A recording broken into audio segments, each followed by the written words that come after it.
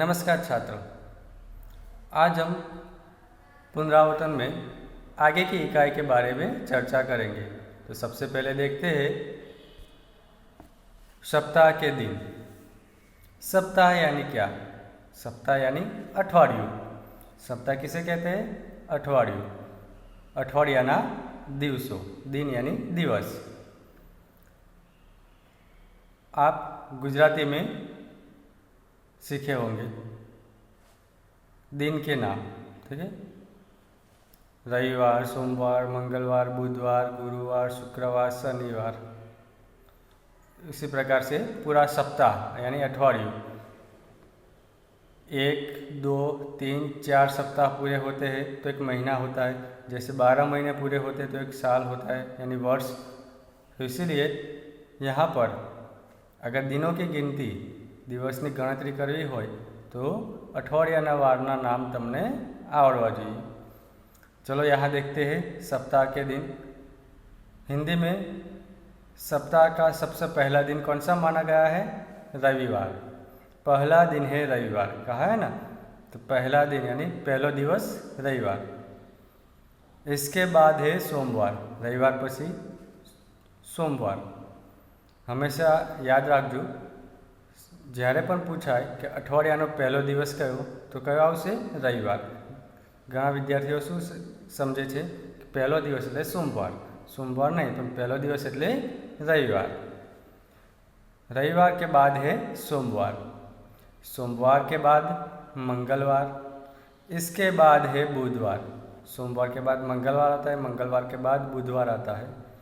अगला दिन है गुरुवार। बाद में आता शुक्रवार। इसके बाद है शनिवार। फिर से आता रविवार। रविवार छुट्टी का वार। रविवार यानी छुट्टी का वार है। तो रविवार से पहले क्या? रविवार अगर सप्ताह का पहला दिन है तो रविवार के पहले कौन सा वार आता है? शनिवार। यानी शनिवार यानी सप्ताह का अंतिम दिन, ठीक है। रविवार छुट्टी होती है यानी रविवार रजा हो, छुट्टी यानी रजा। 7 दिनों का है सप्ताह। सप्ताह कितने दिनों का है? 7 दिनों का। यानी कि 7 दिनों के समूह को हम क्या कहते हैं? सप्ताह कहते हैं। तो सप्ताह यानी अठवाडिયું। अठवाडिયામાં કેટલા દિવસ હોય? 7। પહેલો દિવસ કયો? રવિવાર। છેલ્લો દિવસ કયો? शनिवार। तो इस तरह से आपको तैयार कर लेना है। जैसे कि सोमवार के बाद तो मंगलवार, मंगलवार के बाद बुधवार, ये तो आपको याद रहेगा। लेकिन कोई ऐसा पूछे गुरुवार से पहले क्या आता है तो बुधवार, बुधवार से पहले मंगलवार, रविवार से पहले शनिवार। तो इस तरह से भी आपको तैयार करने हैं। जो वार का नाम आप तैयार करते हैं इसके आगे पीछे कौन सा वार आता है उसे खास याद रखना है, ठीक है। तो ये थे सप्ताह के दिन। आप हर रोज़ देखते ही होंगे कि आज चलो सोमवार, मंगलवार। जैसे ही सोमवार शुरू होता है तो अगली बार रविवार की राह देखते हैं, क्योंकि रविवार के दिन छुट्टी होती है। तो रविवार कब आएगा, रविवार कब आएगा, हम गिनते रहते हैं, गिनते हैं ना। तो इसी वजह से आपको सप्ताह के दिन जल्दी तैयार हो जाएंगे। तो इसे तैयार कर लेना है। इसमें एक खास बात याद रखना है, पहला दिन रविवार और अंतिम दिन शनिवार।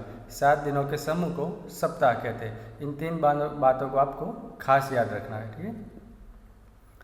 इसके बाद यहाँ पर है एक कविता है, सागर। हरदम हंसता गाता सागर। सागर के बारे में कहा है। सागर हरदम क्या करता रहता है? हंसता गाता रहता है। सागर को मुंह है तो कैसे हंसता है, कैसे गाता है? लेकिन सागर के अंदर लहरें आती है। लहरें यानी मोजा। मोजाનો અવાજ આવે ને તો એને આપણે શું કહેવાય? જાણે સાગર, સમુદ્ર હસી રહ્યો છે, ગીત ગાઈ રહ્યો છે એવું લાગે। લહર લહર લહરાતા સાગર। સાગર એટલે સમુદ્રમાં એના મોજાઓ આવે છે, તો મોજાને લીધે સરસ સુંદર દેખાય છે। કિતના પાણી કિતની લહેરે, આવો જરા કિનારે ઠહરે। સાગર એટલે સમુદ્રમાં કેટલા બધા મોજા આવે, કેટલા બધી પાણી છે એમાં। તો ચાલો થોડી વાર એના કિનારે ઊભા રહીએ। सागर किनारे ઊભું રહેવું બધાને બહુ જ ગમતું હોય છે, મજા આવે ને। कुछ भी हो हरदम खुश रहकर जीना हमें सिखाता सागर। सागर क्या सिखाता है? કંઈ પણ થાય પણ હંમેશા ખુશ રહેવાનું અને આપણું જીવન જીવવાનું એ આપણને કોણ શીખવે છે? सागर, समुद्र। तो यहाँ पर सागर कविता के आधार पर हमें क्या सीखना है? सागर हरदम हंसता गाता रहता है, उसमें बहुत सारा पानी है, बहुत सारी लहरें आती है। इसकी वजह से हमें लगता है कि चलो कुछ देर इसके किनारे ठहरते हैं। और साथ में सागर हमें यह भी सिखाता है कि हरदम खुश रहना चाहिए।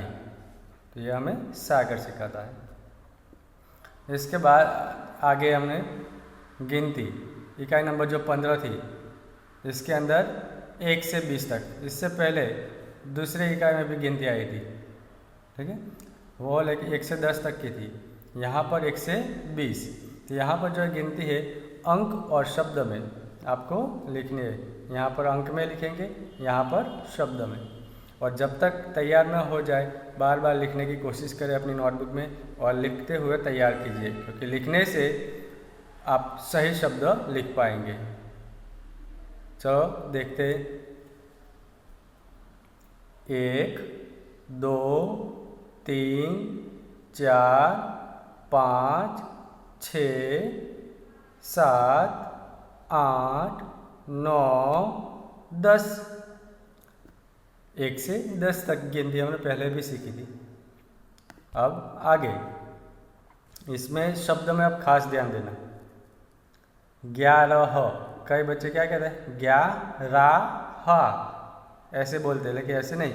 11, 12, 13, 14, 15, 16, 17, 18, 19 और 20।